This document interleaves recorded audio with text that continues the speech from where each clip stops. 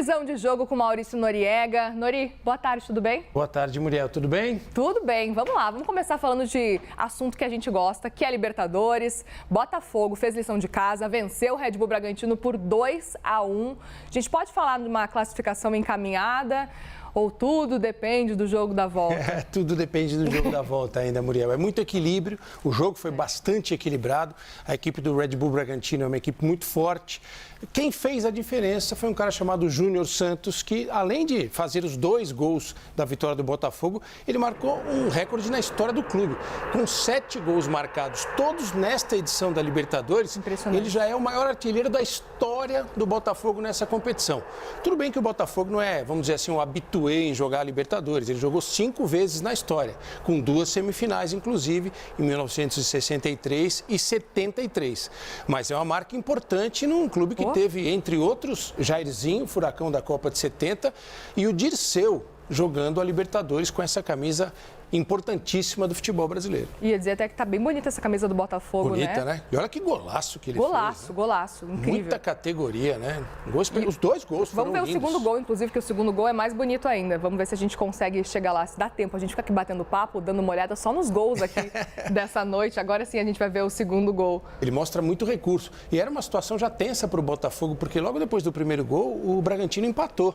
E aí, para o segundo tempo, olha o recurso técnico, como ele resolve a jogada. Que isso? Golaço. Os gols mais bonitos da temporada. Ele está numa fase realmente muito boa. O Júnior Santos. 7 gols na Libertadores. Se o Botafogo confirmar a vaga na fase de grupos, sendo o 7º time brasileiro na fase de grupos, Muriel, ele já larga como artilheiro da Libertadores.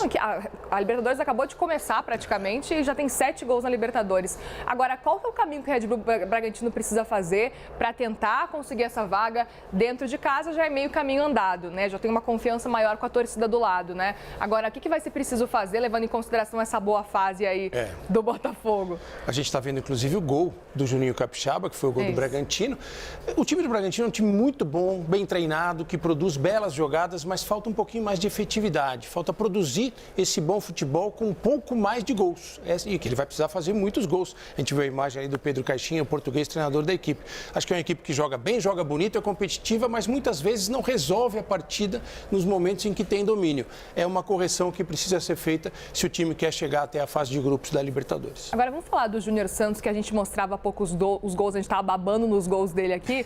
O que significa exatamente essa fase dele? A gente pode esperar que realmente é uma fase muito boa, mas é só esse começo de temporada ou a tendência é que isso pode se manter? Qual que é a sua avaliação aí, Nori? Eu acho que ele é hoje a grande esperança que o torcedor do Botafogo tem em termos de desempenho, para voltar a ser aquele Botafogo insinuante de 2023, que de uma hora para outra parou de jogar, Muriel, e perdeu aquele título que todo mundo considerava ganho e deu a oportunidade ao Palmeiras para chegar. Por exemplo, o Tiquinho Soares, que foi um grande jogador do Botafogo na temporada passada até aquela derrocada, ele segue jogando mal.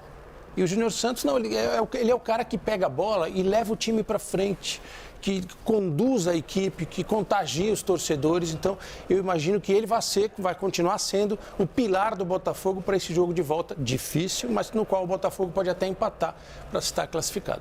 Voltar já com essa vantagem já faz toda a diferença. Bom, vamos falar de futebol feminino, gente, porque o Brasil venceu o México por 3-0, está na final da Copa Ouro com a campanha muito consistente. O que a gente pode esperar, então, dessa decisão contra os Estados Unidos? Porque é o primeiro grande teste de Arthur Elias como técnico da seleção, né? Qual que é a sua avaliação? Eu estou bem animado com isso, porque o Arthur Elias fez história no Corinthians como o maior time de futebol feminino do Brasil em todos os tempos, ganhou tudo que era possível e há muito tempo já se cobrava a presença dele no comando da seleção. Foi feito aquele teste com a Pia, a sueca, que não deu certo, acho que descaracterizou um pouquinho o futebol brasileiro. O Arthur Elias está tentando trazer de volta esse jeito de jogar brasileiro, com algumas inovações táticas, inclusive, jogando com linha de 3 zagueiras, né? A Antônia joga às vezes como zagueira, como lateral, como ala. Fez um dos gols, um gol realmente muito bonito. Agora, contra os Estados Unidos é sempre difícil, porque os Estados Unidos são para o futebol feminino o que o Brasil é para o futebol masculino. É a grande potência, é o adversário a ser batido. Vem de uma classificação dramática contra o Canadá nos pênaltis. Canadá que foi campeão olímpico. E como o Brasil ficou na primeira fase da última Copa do Mundo Feminina. Então é um jogo para a gente prestar muita atenção para poder avaliar como esse novo Brasil com o Arthur Elias chega para a disputa da Olimpíada de Paris. Justamente queria ver contigo isso, assim, a gente consegue já ter uma noção de como é que o Brasil está chegando, está se encaminhando para a Olimpíada? Eu acho que taticamente está acontecendo uma evolução para trazer de volta esse espírito, esse jeito de jogar do Brasil. O que falta para mim, Muriel, em relação ao futebol feminino brasileiro, é a questão do preparo físico. Não que elas estejam mal preparadas fisicamente, mas eu acho que ainda falta uma capacidade física maior, porque as adversárias, principalmente as europeias e as norte-americanas, são muito fortes no aspecto físico. E em várias partidas o Brasil encara de igual para igual, tecnicamente, taticamente, mas falta esse aspecto físico. Essa evolução, quando acontecer, eu acho que o Brasil vai chegar muito forte. Bom, a gente fica nessa expectativa, esse golaço também aí que acabamos de ver. Muito bem, gente. Infelizmente, vamos encerrar esse bloco agora falando sobre homofobia no futebol. É um assunto necessário, a gente não gosta de ter que tocar nesse assunto, mas é necessário a gente falar porque o técnico do Paysandu, o Hélio dos Anjos, tinha tomado um gancho de 9 jogos por homofobia. Ele que chegou a cumprir um jogo de suspensão, mas o Clube do Pará conseguiu transformar a punição em pagamento de multa.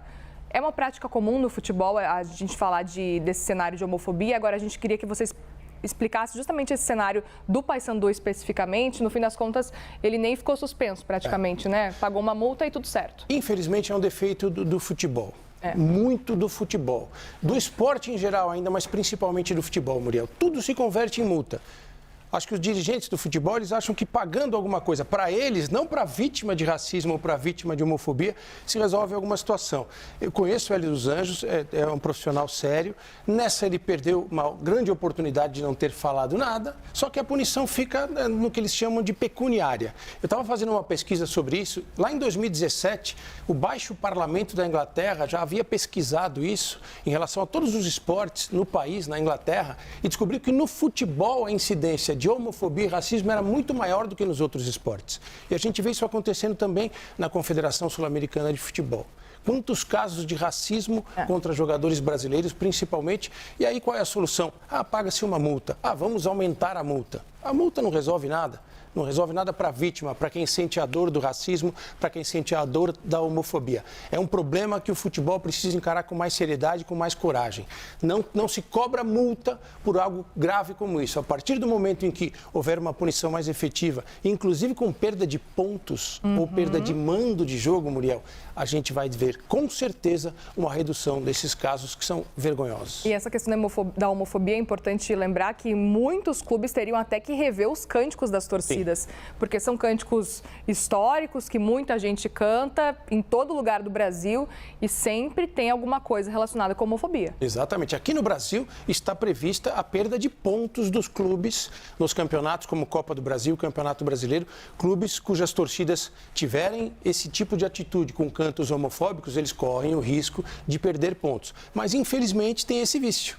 Na primeira decisão, perde-se os pontos. Tem um recurso, paga uma multa, cesta básica, daqui e dali, e fica por isso mesmo. Então, enquanto não houver uma medida mais drástica, mais séria, não adianta cobrar multa por isso. Tem que se punir de uma forma não só pecuniária, mas uma forma esportiva também, para que o torcedor aprenda, para que o jogador que faça isso aprenda e para que o treinador que faça isso também aprenda.